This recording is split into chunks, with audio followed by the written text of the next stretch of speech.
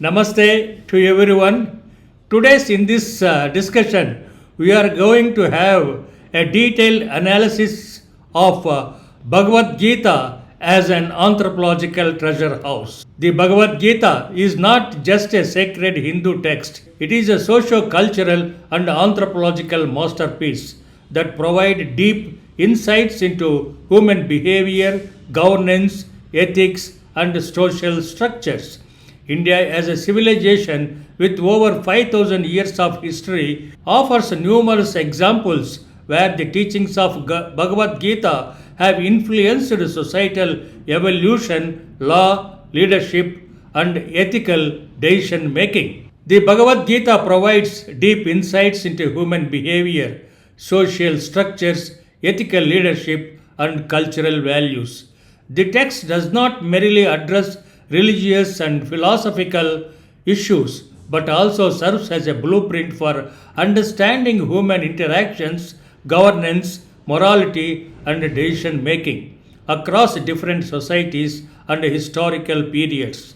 Let us further explore anthropological significance with Indian case studies, historical figures, and examples from different Indian communities. Concept of moral crisis in anthropology. The Gita explores the moral struggle of humans, which is a universal theme in anthropology. Societies across time have faced ethical dilemmas where they must choose between right and wrong, that is, between dharma and adharma. One of the sloka from Bhagavad Gita mentions like this: Yada yada hi dharmasya glanirbhavati bharata abhyuttanam adharmasya tadatmanam srujamamyam paritranaya sadhunam vinashaya chatushkrutam dharma samsapanartaya sambhavami yuge yuge. The meaning of this sloka is, whenever there is a decline in righteousness and an increase in unrighteousness, I manifest myself. I incarnate in every age to protect the good, destroy evil, and distort dharma. Anthropological perspective for this sloka is the idea that righteousness and justice must be restored is found in many cultural traditions. Just as Krishna promises divine interventions in the Gita, in Christianity the concept of Messiah restored justice. In Buddhism, the idea of Bodhisattva emerging in times of suffering is similar to Krishna's role in guiding humanity. Many indigenous traditions believe in ancestral spirits or divine beings returning to restore order, showing how universal the concept of dharma restoration is. Example from cultural anthropology is in ancient Egypt, pharaohs were considered divine agents of Ma'at, that is cosmic order, responsible for upholding justice. In Norse mythology, Ragnarok describes the battle of good versus evil, similar to the Kurukshetra war in Gita. The second one is the Gita's influence on Indian kings and governance, that is the Raja Dharma, the ethical duty of king. In ancient India, polity, the concept of Raj Dharma, was deeply influenced by Bhagavad Gita. A king was expected to rule the justice, righteousness, and protection of his subjects. One of the sloka from Bhagavad Gita mentions like this: Yadyadacharati Shrestha Satta Devataro Janaha Sayat Pranamanam Kurute Loka Satta Dhanuvartate. The meaning of this sloka is, whatever a great leader does, common people follow. The standards set by the rulers became the norm of society. In today's democratic setup, Bhagavad Gita's teachings on righteous leadership, justice, and selfless governance are more relevant than ever. The Gita warns against the rulers who govern for personal gain rather than the welfare of the people. The important observations we can make from this sloka is ethical governance and leadership. Modern leaders should adopt these principles to reduce corruption, ensure transparency, and prioritize public welfare over political interest. Second, duty towards the nation, that is Desha Seva. Leaders should promote unity, equality, and national development, as seen in the governance of Ashoka and Shivaji. Third one is social welfare and public policies. The Gita reminds leaders to govern not for votes, but for real impact, ensuring that social policies reach the unprivileged people.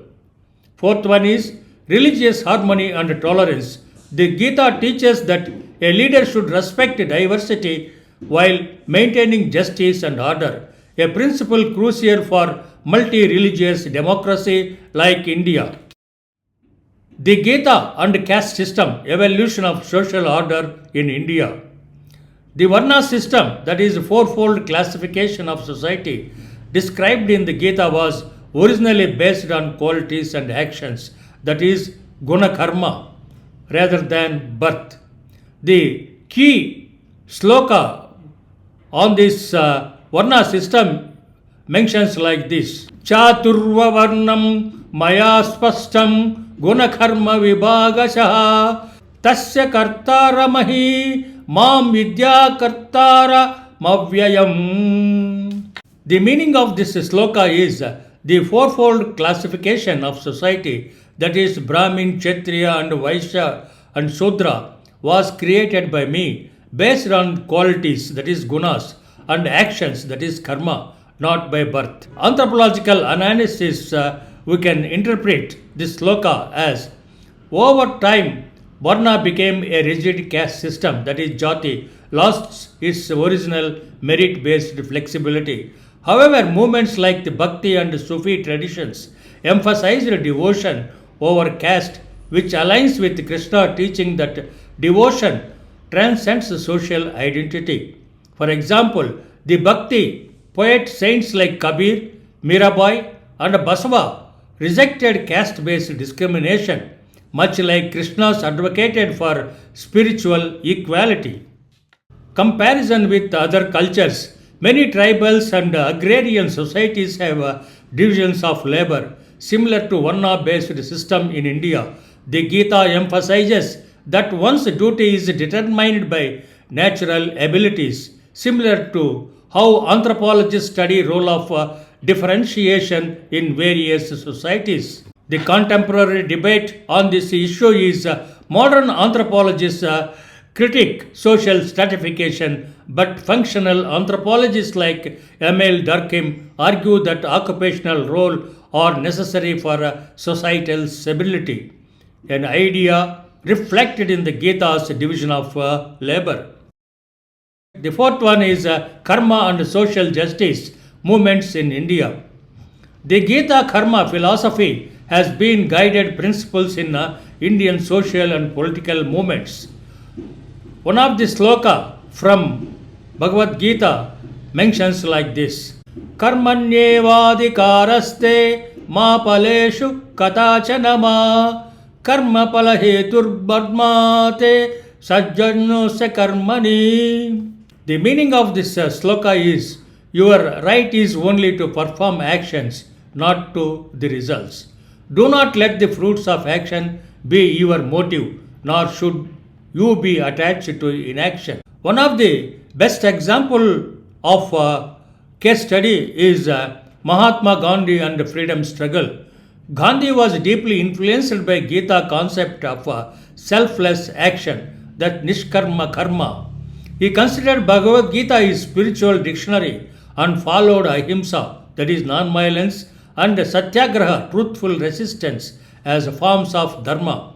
His philosophy of selfless service to society, that is karma yoga, was an application of Krishna's teaching to Arjuna. One of the best example is Ambedkar's and Dalit empowerment. Ambedkar, despite critiquing casteism, appreciated the Gita's advocacy for individual merit over birth-based hierarchy. His movement for Dalit rights aligned with Krishna's assertion that anyone devoted to God is equal, regardless of social status.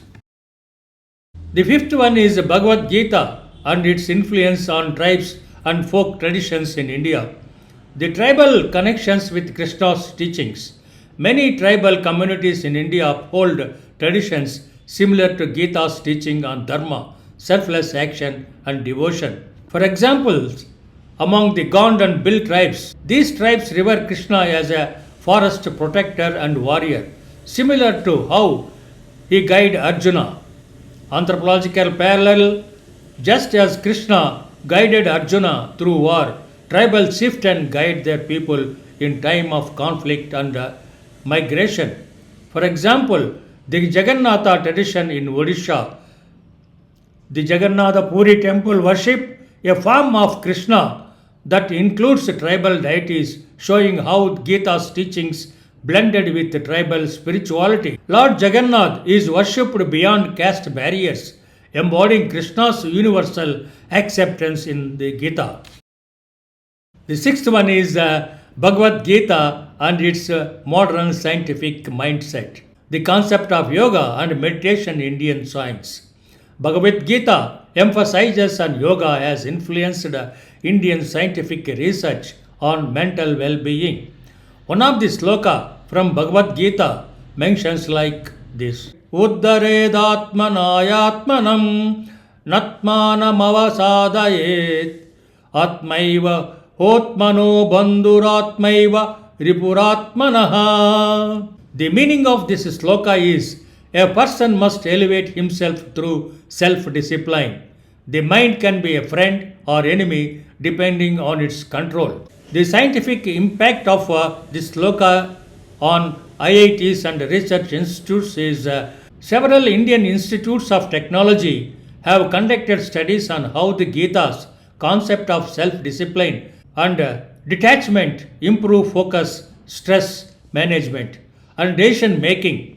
IIT Kharagpur's study highlights how karma yoga, that is selfless action, enhances leadership and workplace efficiency.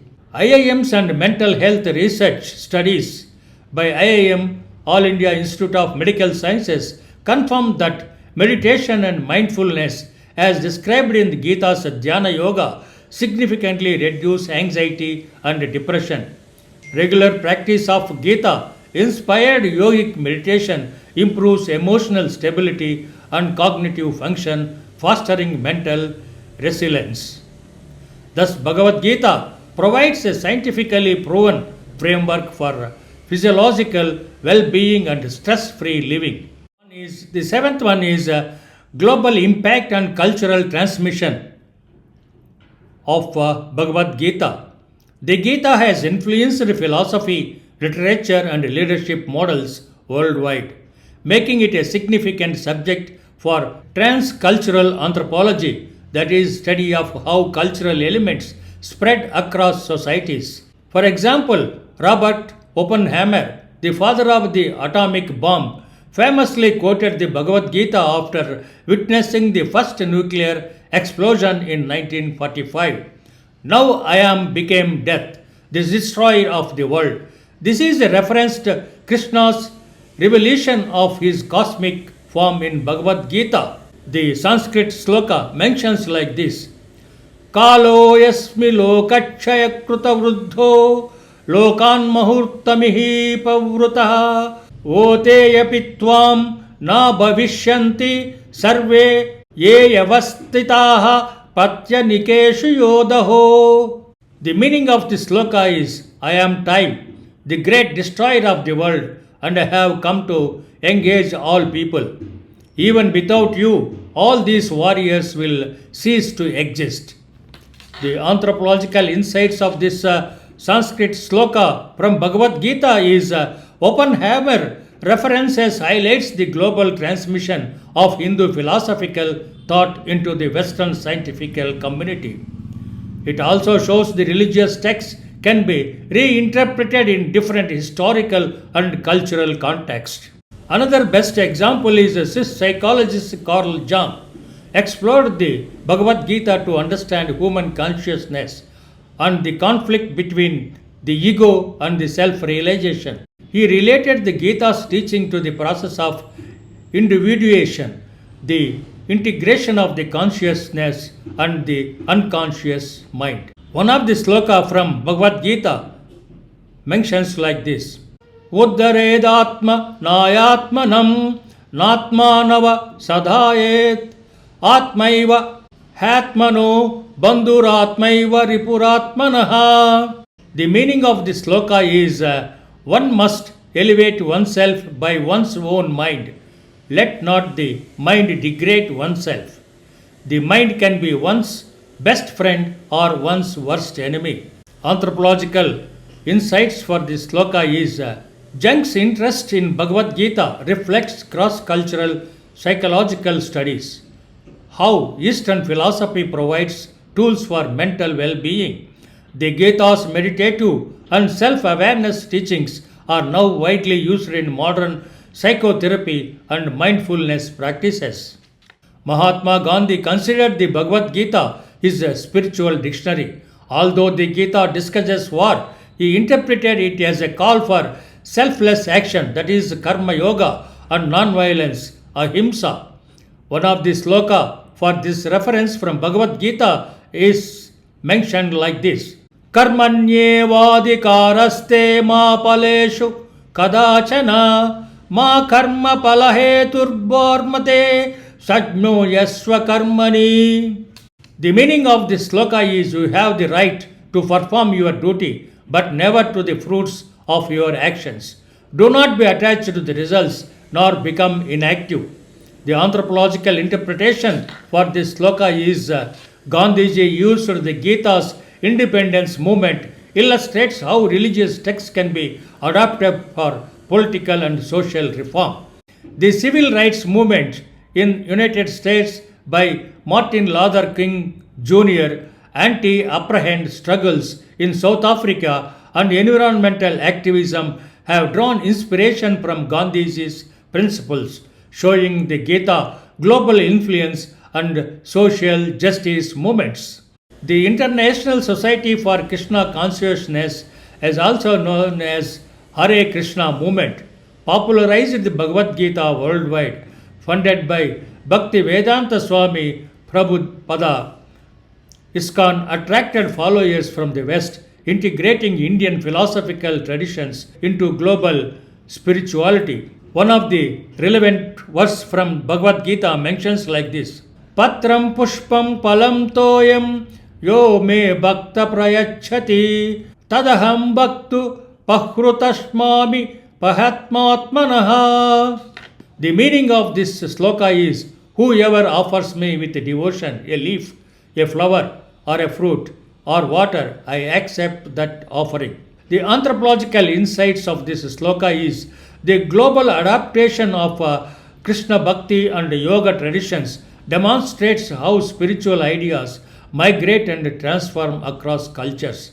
ISKCON Vedanta societies and other movements have brought the Gita into Christian, Buddhist, and secular philosophical discussions, shaping modern spirituality. Before concluding, let us review the discussions which you have made so far. The Bhagavad Gita's relevance to cultural anthropology is the Bhagavad Gita offers deep insights into human morality, social structures, and free will. These themes resonate strongly with cultural anthropology, which seeks to understand how society create and sustain ethical values. The Gita's teachings can be analyzed through the following anthropological lenses. Moral dilemmas. Every culture faces ethical challenges. The Gita provides a method for navigating them. Free will. Krishna's counsel acknowledges human agency, an essential aspect of cultural anthropology. Social ethics. Societies function on principles of duty and responsibility, mirroring the Gita's emphasis on dharma. Universal dharma. The idea of moral stability and justice applies across cultures, reflecting anthropological studies of universal value.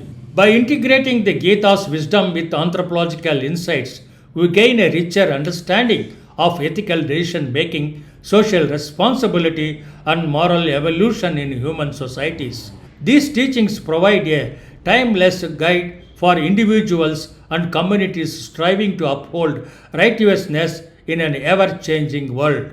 Thank you very much for your kind hearing. I hope you have enjoyed this piece of discussion on Bhagavad Gita and relevant to anthropological studies. I request you to forward this discussion link to your friends, relatives, students, and group people.